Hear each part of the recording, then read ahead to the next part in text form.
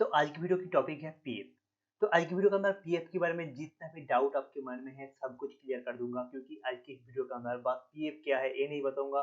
PF कितने type का होता है, पीपीएफ, पीपीएफ, वीपीएफ, जीपीएफ, ये जो पीएफ की इतनी टाइप है, कौन सी पीएफ को क्या बोलते हैं, कौन सी पीएफ के अंदर क्या बेनिफिट मिलता है, कौन कौन लोग कौन सी पीएफ को ओपन कर सकता है, सब कुछ इस वीडियो के अंदर बताऊंगा। और इस वीडियो के अंदर सिर्फ ये बताऊंगा नहीं, इसके साथ साथ जो ईपीएफ है और जो पीपीएफ है, यानी कि जो एम्प्लॉय प्रोविडेंट फंड है और पब्लिक प्रोविडेंट फंड है, इन दोनों के अंदर जो डिफरेंस है वो भी मैं आपको इस वीडियो के अंदर करके बताऊंगा। तो वीडियो काफी ज्यादा इंटरेक्टिव होने वाला है।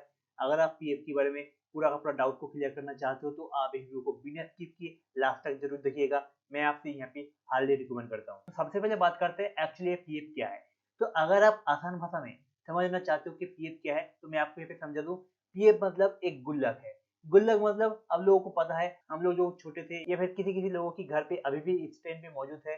गुल्लक मतलब हमारे घर पे जब भी हाथों पे थोड़ा बहुत पैसे बचता था, मिट्टी का एक गुल्लक होता था या फिर बहुत से ऐसे अलग मटेरियल का भी बना हुआ गुल्लक मिल जाता है। उसके अंदर हम लोग हमारी जो बचत किया गया जो पैसा है उसे हम लोग वहाँ पे जमा करते थे। तो इसी तरह का ये जो है पीएफ, यानी कि इसी तरह का एक डिजिटल गुल्लक है। और ये जो डिजिटल गुल्लक है ये आप अपनी आने वाला लॉन्ग टाइम पे आपकी जो कोई भी प्लान है, जैसे कि आपकी बच्चे की शादी हो गया, आपकी बच्चों की एजुकेशन हो गया, या फिर आप अपने रिटायरमेंट प्लान के लिए आप यहाँ पे कुछ पैसे को आप अभी से आप इस डिजिटल गुल्लक के थ्रू आप अपनी आने वाला लाइफ को सिक्योर कर सकते हो। अभी जो आप पैसे को अर्न कर रहे हो वहां से थोड़ा बहुत पैसे को आप इन पर्पस पे, यानी कि आपकी जो गोल है जैसा कि मैंने आपको बताया है उसके लिए आप डिपॉजिट करके रख सकते हो। तो इस तरह का डिपॉजिट अगर आप करते हो तो उसी को बोलते हैं पीएफ। तो पीएफ की आसान भाषा में कहा जाए तो पीएफ जो है एक डिजिटल गुल्लक है। तो आप बात करते हैं पीएफ एक्चुअली कितने टाइप का होता है। तो पीएफ एक्चुअली दो टाइप का होता है, जैसे कि मैंने आपको थोड़ी देर पहले ही बता दिया है। पीएफ है पीपीएफ और ईपीएफ। तो यहाँ पे सबसे पहले बात करते हैं ईपीएफ क्या है। तो ईपीएफ की फुल फॉर्म है एम्प्लॉय प्रोविडेंट फंड। तो ये जो ईपीएफ है ये 1952 में शुरू किया गया था गवर्नमेंट की तरफ से। ये जो है गवर्नमेंट स्कीम है। इसकी मतलब यही है, अगर आप गवर्नमेंट या फिर प्राइवेट सेक्टर पे जॉब करते हो और आप जहाँ पर जॉब करते हो वहाँ पे 20 प्लस एम्प्लॉय है, तो उस सिचुएशन पे चाहे वो गवर्नमेंट सेक्टर हो या फिर प्राइवेट सेक्टर हो, वहां से ऑटोमेटिक आपकी जो ईपीएफ है उसे शुरू कर दिया जाता है। और हर महीने आपकी सैलरी के अंदर से कुछ परसेंटेज, कितना परसेंटेज मैं आपको आगे चल के बताऊंगा। तो हर महीने कुछ परसेंटेज आपकी सैलरी के अंदर से काट के आपकी हाथ में आपकी जो सैलरी है वो दिया जाता है। जो पैसे काट दिया जाता है उस पैसे को आपकी ईपीएफ अकाउंट के अंदर, यानी कि आपकी एम्प्लॉय प्रोविडेंट फंड के अंदर डिपॉजिट कर दिया जाता है। उसके साथ साथ जितने पैसे आपके कटेगा उतना ही पैसा, जहाँ पे आप जॉब करते हो वहां से आपको उतने पैसे आपके अकाउंट के अंदर डिपॉजिट कर दिया जाता है। और उसके साथ साथ इस टाइम पे ईपीएफ की जो इंटरेस्ट रेट है वो है 8.1%। तो ये एक बहुत ही अच्छा प्लानिंग है आपकी आने वाला लाइफ को सिक्योर करने के लिए। तो ये तो हो गया ईपीएफ। अब बात करते हैं पीपीएफ। पीपीएफ यानी कि पब्लिक प्रोविडेंट फंड। ये 1968 पे शुरू किया गया था गवर्नमेंट की तरफ से। तो पब्लिक प्रोविडेंट फंड इसी के अंदर ये क्या है, ये छुपा हुआ है। पब्लिक प्रोविडेंट फंड यानी कि हमारे इंडिया के अंदर ज्यादातर जो लोग हैं ये ऐसे प्राइवेट या फिर गवर्नमेंट सेक्टर पे काम नहीं करता है जहां से उनका ऑटोमेटिक जो ईपीएफ की अकाउंट है वो शुरू कर दी जाएगा। तो यहाँ पे ईपीएफ अकाउंट को ओपन जो लोग नहीं कर सकते उन्हीं लोगों के लिए गवर्नमेंट की तरफ से बनाया गया है पीपीएफ।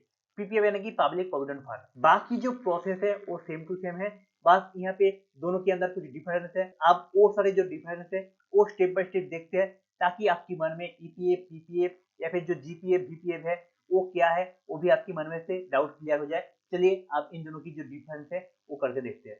तो सबसे पहले बात करते हैं ये जो ईपीएफ है इसे कौन कौन लोग ओपन कर सकते हैं। तो यहाँ पे जैसे कि मैंने आपको बताया है, जो लोग प्राइवेट या फिर गवर्नमेंट सेक्टर पे काम करता है जहाँ पे 20 लाख लोग जॉब करते हैं जो कि एम्प्लॉय है, और वो जो संस्था है ईपीएफओ को अंदर रजिस्टर किया हुआ है, उन्हीं संस्था की जो एम्प्लॉय है उन सभी लोगों की वो ईपीएफ के अंदर चालू कर दिया जाता है ऑटोमेटिक। और आप बात आता है पीपीएफ अकाउंट के अंदर कौन कौन अपने अकाउंट को ओपन कर सकता है। तो यहाँ पे जो है, जो लोग ईपीएफ अकाउंट के अंदर पहले से अकाउंट है, यानी कि जो लोग की ईपीएफ अकाउंट है वो लोग इस स्कीम के अंदर अकाउंट ओपन नहीं कर सकते। उसके साथ साथ जो लोग एनआरआई है वो भी यहाँ पे पीपीएफ अकाउंट के अंदर अकाउंट ओपन नहीं कर सकते। लेकिन उसके अलावा इंडिया के अंदर जितना भी लोग है जो इंडियन है प्लस जिनका एज 80 प्लस है, वो लोग बहुत ही आसानी से अपनी जो ईपीएफ अकाउंट है उसे ओपन कर सकता है। तो यहाँ पे जो डिफरेंस है वो इतना हो गया है कि कौन सी लोग ईपीएफ अकाउंट ओपन कर सकते हैं, कौन सी लोग पीपीएफ अकाउंट ओपन कर सकते हैं। तो इसके बाद दूसरा जो पॉइंट है उस पर बात करते हैं। आप जहाँ पे जॉब करते हो वो चाहे प्राइवेट सेक्टर हो या फिर गवर्नमेंट सेक्टर हो, वहाँ पे जितना भी लोग है क्या उन सभी लोगों की ईपीएफ अकाउंट ओपन कर सकता है। तो जी हाँ, यहाँ पे चाहे आप जहाँ जिस सेक्टर पे जॉब करो या फिर आपकी फैमिली के अंदर से जितना भी लोग गवर्नमेंट सेक्टर या फिर प्राइवेट सेक्टर के अंदर काम करते हैं, जो कि ईपीएफओ के अंदर रजिस्टर किया गया है, उन सभी लोगों की ईपीएफ अकाउंट ओपन किया जा सकता है। तब आप बात करते हैं यहाँ पे जो पीपीएफ अकाउंट है, इसे कौन-कौन लोग ओपन कर सकता है? आपकी घर पे चाहे कितने भी लोग हैं और उन सभी लोगों की जो अकाउंट है वो ईपीएफ के अंदर नहीं है, तो आपके घर के अंदर चाहे 10 लोग हो, 5 लोग हो, 2 लोग हो, आप सभी के नाम पे आप यहाँ पे पीपीएफ अकाउंट को ओपन कर सकते हो। तो यहाँ पे आप बात करते हैं ईपीएफ के 3 नंबर पॉइंट की। अगर आपकी ईपीएफ अकाउंट है तो यहाँ पे आप एक डिसिप्लिन इन्वेस्टमेंट के तहत आपकी एक इन्वेस्टमेंट शुरू हो जाता है, जो आप चाह के भी आप उसे बंद नहीं कर सकते हो, जिससे आपकी एक गुड फाइनेंशियल हेल्थ क्रिएट होने लग जाता है आपकी आने वाला लाइफ के लिए। तो उसी तरह से यहाँ पे 3 नंबर पॉइंट पीपीएफ के अंदर भी सेम है। अगर आप एक पीपीएफ अकाउंट को ओपन करते हो तो वहाँ पे भी आपकी एक लॉन्ग टर्म के लिए आपकी एक डिसिप्लिन इन्वेस्टमेंट शुरू कर लेते हो, जिसे शुरू करने के बाद आपकी की आने वाला जो लाइफ है उसे आप काफी आने से सिक्योर कर सकते हो और आपकी आने वाली लाइफ को स्ट्रॉन्ग बना सकते हो। उसके बाद बात करते हैं 4 नंबर पॉइंट की। यहाँ पे 4 नंबर जो पॉइंट है वो यहाँ पे ईपीएफ हो या फिर पीपीएफ हो, दोनों की अंदर हमारी जो गवर्नमेंट है उनकी पूरा सिक्योरिटी रहता है, जिसकी वजह से यहाँ पे नो रिस्क रहता है। तो यहाँ पे चाहे आपके पास ईपीएफ अकाउंट हो या फिर पीपीएफ अकाउंट हो, दोनों अकाउंट के अंदर आपकी जो पैसे है वो 100% सुरक्षित रहता है। जब तक आपकी अकाउंट की वैलिडिटी रहता है तब तक आपकी अकाउंट की पैसे हैं वो एकदम 100% सिक्योर रहता है। तो यहाँ पे आपको डरने वाली कोई बात नहीं है। अब बात करते हैं इंटरेस्ट, यानी कि यहाँ पे आप चाहे ईपीएफ अकाउंट को ओपन करो या फिर पीपीएफ अकाउंट को ओपन करो, कितना इंटरेस्ट मिलेगा आपको। तो मैंने पीपीएफ के बारे में आपको तो मैंने पहले ही ईपीएफ की इंटरेस्ट रेट बता दिया था। अगर आप कहीं पे जॉब करते हो, आपकी ईपीएफ अकाउंट है, तो उस टाइम पे आपको यहाँ पे 8.1% इंटरेस्ट मिलता है। लेकिन उसी के चलते हुए हम लोग यहाँ पे पीपीएफ अकाउंट की बात करते हैं, यानी कि पब्लिक प्रोविडेंट फंड की बात करते हैं, तो यहाँ पे आपको करेंटली 7.1% की इंटरेस्ट रेट मिलता है। तो यहाँ पे ये जो परसेंटेज की गैप है, अगर आप किसी भी प्राइवेट सेक्टर पे या फिर गवर्नमेंट सेक्टर पे काम करते हो तो आपको यहाँ पे आपकी जो परसेंटेज है वो ईपीएफ के अंदर आपको यहाँ पे थोड़ा ज्यादा मिलता है। लेकिन आप नॉर्मल एक पर्सन हो और आप पीपीएफ अकाउंट को ओपन करते हो तो यहाँ पे ईपीएफ से थोड़ा इंटरेस्ट कम आपको यहाँ पे देखने को मिलता है। तो यहाँ पे ये जो इंटरेस्ट की बेनिफिट मिल जाता है वो मिल जाता है ईपीएफ की अकाउंट की होल्डर। और यहाँ पे एक बात बता दो, यहाँ पे ये जो इंटरेस्ट रेट है वो क्वार्टरली चेंज होते रहते हैं। हो सकता है इसका जो परसेंटेज इस टाइम पे 8.1 है या फिर 7.1 है, वो आने वाला टाइम पे हो सकता है बढ़ भी सकता है, घट भी सकता है। ये क्वार्टरली चेंज किया जाता है। तो लेकिन करंट टाइम पे इसका जो इंटरेस्ट रेट है वो यही है। इसके बाद बात करते हैं, हम लोग तो यहाँ पे पैसे को डिपॉजिट कर रहे हैं, चाहे वो ईपीएफ हो या फिर पीपीएफ हो, हम लोग यहाँ से पैसे को कैसे विड्रॉल कर सकते हैं। तो सबसे पहले बात करते हैं ईपीएफ की। ईपीएफ के अंदर अगर आप कहीं पे भी जॉब करते हो, आप वहाँ पे 5 ईयर तक आप जॉब कर लेते हो और वहाँ पे आपकी ईपीएफ अकाउंट के अंदर जितने भी पैसे डिपॉजिट किए हो, उसके बाद आप वहाँ से यानी कि 5 साल के बाद आप अपने ईपीएफ अकाउंट से पैसे को विड्रॉल करते हो, तो वहाँ पे आपको कोई भी टैक्स देने की जरूरत नहीं पड़ेगा, टैक्स पूरा का पूरा फ्री रहता है। लेकिन आप यहाँ पे 5 साल से पहले आप वहाँ से पैसे को विड्रॉल करने जाते हो तो वहाँ पे आपको आपकी इनकम टैक्स की स्लैब की हिसाब से आपको यहाँ पे टैक्स पे करना पड़ेगा। और उसके साथ साथ अगर आप जहाँ पे इस टाइम पे करेंटली जॉब कर रहे हो, वहाँ से आप जॉब को क्विट करके किसी अलग कंपनी के अंदर या फिर अलग जॉब पे जाते हो, तो उस टाइम पे आप जॉब को छोड़ने के 2 मंथ बाद आप यहाँ पे रिक्वेस्ट डाल सकते हो आपके ईपीएफ अकाउंट के अंदर से पैसे को विड्रॉल करने के लिए। और इसके अलावा अगर आप यहाँ से एक भी पैसे को विड्रॉल नहीं करते हो जब तक आपकी रिटायरमेंट नहीं होता है, रिटायरमेंट की बात अगर आप यहाँ से अपने पैसे को विड्रॉल करते हो तो उस टाइम पे आपकी जितने भी पैसे आपकी ईपीएफ अकाउंट के अंदर रहेगा वो पूरा का पूरा टैक्स फ्री रहेगा। उसके अंदर आपको कुछ भी टैक्स पे करने की जरूरत नहीं पड़ेगा। उसी के साथ यहाँ पे हम लोग विड्रॉल प्रोसेस की बात अगर हम यहाँ पे पीपीएफ अकाउंट के अंदर करते हैं, यहाँ पे आप जब पीपीएफ अकाउंट को ओपन करोगे तो उस टाइम पे आपकी जो अकाउंट की वैलिडिटी होगा वो 15 ईयर तक होगा, यानी कि 15 साल तक आपकी जो अकाउंट की वैलिडिटी होगा आप ओपन करते ही वो लागू हो जाएगा। उसके बाद आप अपने पीपीएफ अकाउंट के अंदर डिसिप्लिन के तहत आप पैसे को डिपॉजिट करते जा रहे हो और आप डिपॉजिट करते हुए 3 से 6 साल के अंदर आ गए हो, 15 साल के बीच में 3 से 6 साल के अंदर आ गए हो उस पैसे को डिपॉजिट करते हुए, तो उस टाइम पे आपकी अकाउंट के अंदर जितना पैसा डिपॉजिट किया गया है उस पैसे की अमाउंट को आप चाहो तो लोन ले सकते हो और आपको वहाँ पे इंटरेस्ट जो पे करना पड़ेगा करेंटली उस टाइम पे आपकी जो पीपीएफ अकाउंट के अंदर जो इंटरेस्ट रेट चलेगा, यानी कि आपको जो गवर्नमेंट की तरफ से पे किया जाएगा उसके साथ साथ आपको 2% एक्स्ट्रा आपको इंटरेस्ट पे करना पड़ेगा अगर आप लोन लेते हो। तो जैसे कि मान लीजिए इस टाइम पे करेंटली पीपीएफ अकाउंट की जो इंटरेस्ट रेट है वो यहाँ पे है 7.1%। अगर आप अपने अकाउंट के अंदर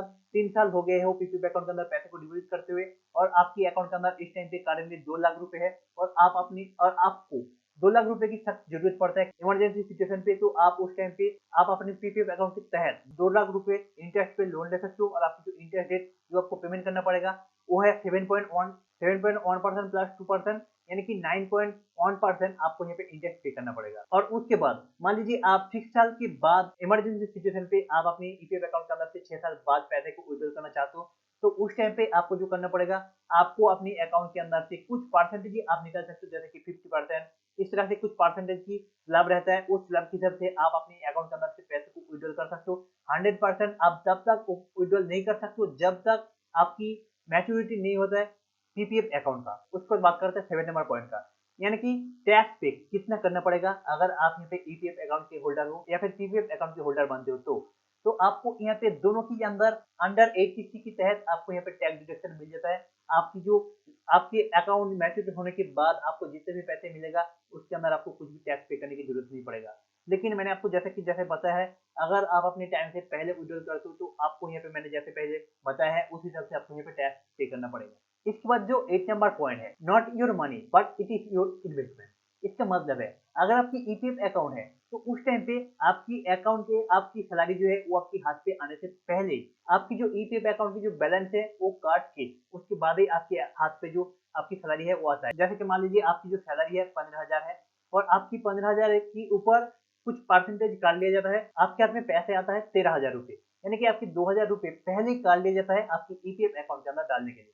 तो उस सिचुएशन पे आपकी आपकी दिमाग पे यही रहता है कि हमारी जो सैलरी है वो 13,000 है, लेकिन आपकी जो ओरिजिनल सैलरी होता है वो होता है 15, यानी कि 15,000 रुपए। आपको जब हर महीने 13,000 रुपए करके मिलता है तो आपको यही आदत सी हो जाता है कि हमारी जो सैलरी है 13,000 है, इसी के अंदर हमारी जो पूरा फैमिली है इसी के अंदर हम सबको गुजारा करना पड़ेगा। इसके चलते हुए आपकी जो पैसा है वो आप खुद से डिपॉजिट भी नहीं करो, जिसकी वजह से ये जो पैसा है आपकी नहीं है, एक तरह से ये भी आपकी दिमाग सोचता है। उसके साथ साथ आपकी पैसा है भी नहीं और उसके साथ साथ आपकी जो इन्वेस्टमेंट है वो हो रहा है और लॉन्ग टाइम पे आपको इसका एक अच्छा खासा बेनिफिट देखने को मिल जाएगा। और उसके चलते हुए हम लोग यहाँ पे बात करते हैं पीपीएफ अकाउंट के अंदर, तो यहाँ पे पैसा भी आपका ही है और इन्वेस्टमेंट भी आपका ही है। तो इसका मतलब है यहाँ पे अगर आप पीपीएफ अकाउंट को ओपन करते हो तो आपको कोई सैलरी नहीं आता है, तो आपकी अकाउंट के अंदर से पैसे माइनस होने की भी कोई गुंजाइश नहीं है। आपको खुद से आपकी जो पैसे है, जितना पैसे आप कमाते हो, चाहे वो 10,000 हो, 20,000 हो या फिर 1 लाख रुपए महीने कमाते हो, वहां से आपको खुद से आपके अकाउंट के अंदर डिपॉजिट करना पड़ता है। उसके बाद आपके अकाउंट के अंदर से माइनस होकर आपकी पीपीएफ अकाउंट के अंदर डिपॉजिट होता है। तो यहाँ पे आपको पता है आपकी पर मंथ जो सैलरी है मान लीजिए 20,000 रुपए है और वहां से आपकी जो पीपीएफ अकाउंट है वहां पे आप 2,000 रुपए डिपॉजिट करते हो, तो आपको पता है आपकी सैलरी के अंदर से आपकी जो कमाया हुआ पैसा है 20,000 उसी के अंदर से पैसे माइनस हो रहा है, जिसके चलते आपको पता है पैसा भी आपका ही है, साथ में आप यहाँ से थोड़ा बहुत पैसे को आप पीपीएफ अकाउंट के अंदर इन्वेस्ट कर रहे हो। तो यहाँ पे पैसे भी आपका है और इन्वेस्टमेंट भी आपका ही है। और इसी चलते बात करते कोई एक पर्सन क्या पीपीएफ और ईपीएफ दोनों अकाउंट ओपन कर सकते हैं, तो यहाँ पे इसका जो जवाब है वो नहीं है। जिसका पीपीएफ अकाउंट है वो पीपीएफ अकाउंट ही ओपन कर सकता है, क्योंकि वो कोई भी प्राइवेट सेक्टर या फिर गवर्नमेंट सेक्टर के अंदर जॉब नहीं करता, जिसकी वजह से वो बस सिर्फ पीपीएफ अकाउंट को ओपन कर सकता है, यानी कि आम आदमी इसी तरह का जो पीएफ अकाउंट है यानी कि पीपीएफ अकाउंट है ये ओपन कर सकता है। और बात करते हैं यहाँ पे जो ईपीएफ अकाउंट है ये बस वही लोग ओपन कर सकते हैं जो लोग प्राइवेट या फिर गवर्नमेंट सेक्टर से काम करते हैं और उन लोगों की जो ऑफिस है वो ईपीएफओ के अंदर रजिस्टर किया गया है, वही लोग ईपीएफ अकाउंट को ओपन कर सकते हैं। तो यहाँ पे चाहे ईपीएफ हो या फिर पीपीएफ हो, दोनों अकाउंट एक पर्सन का बस एक ही ओपन हो सकता है पूरी जिंदगी भर के लिए। जैसे यूट्यूब की पर हर एक इंसान की एडसेंस अकाउंट एक ही बन सकता है जिंदगी में एक बार, उसी तरह से यहाँ पे पीपीएफ और ईपीएफ जो अकाउंट है वो एक पर्सन की एक ही बार बनता है पूरी लाइफ पे। इसके बाद बात करते हैं कितने पैसे कहाँ पे डिपॉजिट करना पड़ता है। तो सबसे पहले बात करते हैं ईपीएफ का। ईपीएफ के अंदर आपकी जितना सैलरी है उसके अंदर से 12% काट दिया जाता है आपकी पीएफ अकाउंट के अंदर डिपॉजिट करने के लिए। अगर मान लीजिए आपकी सैलरी 10,000 है तो आपकी 10,000 के अंदर से 12% काट लिया जाता है, यानी कि यहाँ पे 1,200 रुपए आपकी पीएफ अकाउंट के अंदर डिपॉजिट किया जाता है। उसके साथ साथ आपकी उस ऑफिस की तरफ से भी 1,200 रुपए डिपॉजिट करके पर मंथ 2400 आपकी पीएफ अकाउंट के अंदर डिपॉजिट बढ़ता है। और उसके साथ साथ जैसा कि इस टाइम पे करंटली इंटरेस्ट चल रहा है 8.1% का, उसका इंटरेस्ट भी आपको मिलता है रहता है। और उसके चलते हुए अगर आपकी सैलरी जो है 15,000 है तो 15,000 के ऊपर 12% यानी कि 1,800 रुपए आपकी अकाउंट के अंदर से सैलरी के अंदर से काट लिया जाता है। और उसी के साथ साथ आपकी ऑफिस की तरफ से भी 1,800 रुपए जोड़ के 3,600 आपकी पीएफ अकाउंट के अंदर पर मंथ डिपॉजिट होता है। तो आपको यहाँ पे नॉर्मली आपकी अकाउंट के अंदर से 12% पर मंथ ईपीएफ अकाउंट के अंदर डिपॉजिट होता है। उसी के चलते हुए हम लोग यहाँ पे पीपीएफ अकाउंट की बात करते हैं। तो यहाँ पे जो मिनिमम मिनिमम जो डिपॉजिट अमाउंट है वो आपको यहाँ पे 500 डिपॉजिट करना पड़ेगा, और मैक्सिमम आप किसी भी फाइनेंशियल ईयर में 1.5 लाख रुपए आप डिपॉजिट कर सकते हो आपके पीपीएफ अकाउंट के अंदर। इसके बाद जो नेक्स्ट डिफरेंस है, डेट फ्री। यहाँ पे डेट फ्री का मतलब है, मान लीजिए खुदा ना खास्ता कभी भी आपको कोई भी ऐसी प्रॉब्लम आ जाए जिसके चलते हुए आपकी घर, आपकी जितना भी एसेट है सब कुछ नीलाम हो जाता है, तो उस टाइम पे आपकी अकाउंट के अंदर जितने भी पैसे पड़ा रहेगा उसे भी नीलाम कर लिया जाता है। लेकिन यहाँ पे एक ही मात्र ऐसा एक चीज है, चाहे वो ईपीएफ हो या फिर पीपीएफ हो, ईपीएफ या फिर पीपीएफ अकाउंट के अंदर चाहे आपकी 50 लाख या फिर 1 करोड़ रुपए पड़ा भी रहे, उसके अंदर कोई भी ऐसा नीलामी संस्था उसे हाथ नहीं लगा सकते। यानी कि ये आपकी एकदम से 100% सेव एंड सिक्योर इन्वेस्टमेंट रहता है। नेक्स्ट जो पॉइंट है, ईपीएफ अकाउंट कहाँ पे ओपन कर सकते हो, तो जहाँ पे आप जॉब करते हो वहीं से ऑटोमेटिक आपके पास से कुछ डॉक्यूमेंट्स दिया जाता है और आपकी जो ईपीएफ अकाउंट है उसे वो लोग ही क्रिएट कर देते हैं। लेकिन यहाँ पे अगर आप पीपीएफ अकाउंट के अंदर अपने अकाउंट को बढ़ना चाहते हो ये वीडियो को देखने के बाद, तो आपको सिंपल सा किसी भी बैंक के अंदर जाना पड़ेगा या फिर पोस्ट ऑफिस के अंदर जाना पड़ेगा। वहां पे जाके आप अपनी जो पीपीएफ अकाउंट बढ़ाने की जो रिक्वेस्ट है वो करोगे, तो वहां से आपकी जो बैंक अकाउंट के अंदर या फिर आपकी जो पोस्ट ऑफिस अकाउंट जहाँ पे भी आपके अकाउंट है वहां से आपकी पीपीएफ अकाउंट को ओपन कर दिया जाएगा। इसके अलावा अगर आप घर बैठे किसी भी बैंक के अंदर पीपीएफ अकाउंट को ओपन करना चाहते हो, तो आप घर बैठे उस बैंक की जो मोबाइल बैंकिंग आज की डेट पे हर एक बैंक की मोबाइल बैंकिंग है, वहां से भी आप बड़ी आसानी से आप अपने पीपीएफ अकाउंट को ओपन कर सकते हो घर बैठे। लेकिन आप पोस्ट ऑफिस के अंदर पीपीएफ अकाउंट को ओपन करना चाहते हो, तो उस सिचुएशन पे आपको पोस्ट ऑफिस के अंदर खुद जाना पड़ेगा, तब जाके आप अपनी पोस्ट ऑफिस के अंदर अपने पीपीएफ अकाउंट को ओपन कर सकते हो। तो अभी आपके दिमाग पे आ रहा होगा कि वीडियो तो लगभग शेष होने वाला है, लेकिन यहाँ पे बीपीएफ जीपीएफ क्या है इसके बारे में हम लोगों को नहीं पता है। तो अभी आपको बता देता हूँ। तो जीपीएफ जो है वो वही लोग कर सकते हैं जो लोग ईपीएफ के अंदर अकाउंट है, यानी कि जो लोग प्राइवेट सेक्टर या फिर गवर्नमेंट सेक्टर के तहत ईपीएफ अकाउंट को ओपन किया है वही लोग बस जीपीएफ अकाउंट को ओपन कर सकते हैं। जीपीएफ की फुल फॉर्म है, जीपीएफ का फुल फॉर्म है जनरल प्रोविडेंट फंड। जैसा कि मैंने आपको बताया, आपकी जो भी सैलरी होगा उसके अंदर से 12% आपकी पैसे को काट के आपकी पीएफ अकाउंट यानी कि ईपीएफ अकाउंट के अंदर डिपॉजिट कर दिया जाएगा, जो कि ऑटोमेटिक होता है। यहाँ पे मान लीजिए इस टाइम पे करेंटली आप जहाँ पे जॉब कर रहे हो वहां से आपको 20,000 रुपए मिल रहा है, और वहां से 20,000 के अंदर से 12% माइनस करके आपकी ईपीएफ अकाउंट के अंदर डिपॉजिट हो रहा है पर मंथ। आप जहाँ पे जॉब करते हो उसके अलावा भी आपकी कोई भी छोटे मोटे बिजनेस है या फिर शेयर मार्केट पे आपकी पैसा है, एफडी पे पैसा है, तो आपकी और भी पर मंथ अच्छा खासा अर्निंग हो जाता है। तो आप यहाँ पे चाह रहे हो कि मेरा जो ईपीएफ अकाउंट के अंदर जो पैसे को 12% काटता जाता है पर मंथ, उस पैसे को आपको इंक्रीज करना है, यानी कि आप चाहते हो 15% कर दो या फिर 20% काट दे पर मंथ, तो मैं उसे बहुत ही आसानी से मैनेज कर सकता हूँ। आपकी आने वाला लाइफ को और भी ज्यादा सिक्योर करना चाहते हो, तो उस टाइम पे अगर आप ये चाहते हो तो आपको सिंपल से आपकी जो ईपीएफ की जो ऑफिस है आपको वहां पे जाना पड़ेगा, और वहां पे एक दरखास्त देने के बाद आपको आपकी जो परसेंटेज जो पर मंथ आपकी सैलरी के अंदर से 12% काटा जाता था, उसे आप जितना इंक्रीज करना चाहते हो उसे आप इंक्रीज कर सकते हो। इसी को बोलते हैं जीपीएफ, यानी कि ये जो जीपीएफ है वो वही लोग ओपन कर सकते हैं जो लोगों की ईपीएफ के अंदर अकाउंट है। अब बात करते हैं जो लोगों की पीपीएफ के अंदर अकाउंट है, वो लोग चाहते हैं आपने जो पैसे है उसे थोड़ा बहुत इंक्रीज करना चाहते हैं, तो उस सिचुएशन पे वो लोग क्या कर सकते हैं, उन लोगों के लिए बनाया गया है बीपीएफ। यानी कि अगर आप एक नॉर्मल आम आदमी हो, आप चाहते हो पर मंथ या फिर पर फाइनेंशियल ईयर पे आप जो अपने पीपीएफ अकाउंट के अंदर पैसे को डिपॉजिट करते हो उसकी जो अमाउंट है उसे बढ़ाना चाहते हो थोड़ा बहुत, तो उस सिचुएशन पे आप जहाँ से ओपन कर रहे हो आप वहाँ पे जाके दरखास्त दोगे, तो आपकी जो अमाउंट डिपॉजिट करने की जो कैपेसिटी है उसे थोड़ा बहुत बढ़ा दिया जाता है। तो उम्मीद करता हूँ पीएफ क्या है, ईपीएफ क्या है, पीपीएफ क्या है या फिर बीपीएफ जीपीएफ क्या है, पूरा का पूरा डाउट क्लियर हो गया होगा। तो अगर आपको इस वीडियो से कुछ भी नया सीखने को मिला है तो आप इस वीडियो को लाइक कीजिए, अपने दोस्तों के साथ शेयर कीजिए, अपनी फैमिली मेंबर के साथ शेयर कीजिए, ताकि हर एक इंसान को पीएफ की जो डाउट है वो एकदम से क्लियर हो सके। तो इस तरह का इन्फॉर्मेटिव टॉपिक की फॉर अगर आप नए नए वीडियो को देखना पसंद करते हो तो आप इस चैनल को सब्सक्राइब कर लीजिए, क्योंकि आपको पता है मैं अपनी हर एक वीडियो के अंदर हर एक टॉपिक को एकदम से आसान तरीके से मैं आपको समझने की कोशिश करता हूँ, ताकि एक बच्चा भी समझ पाए। तो अगर आपकी इस टॉपिक के ऊपर कोई भी डाउट है तो आप नीचे कमेंट से कमेंट कर बताइएगा, तो मैं कोशिश करूंगा 24 आवर के अंदर आपकी सवाल की जवाब आपको देने का। तो चलिए मिलते हैं, अब तक मिलते हैं और एक ऐसे ही इंटरेस्टिंग टॉपिक के साथ, तब तक के लिए जय हिंद, वंदे मातरम।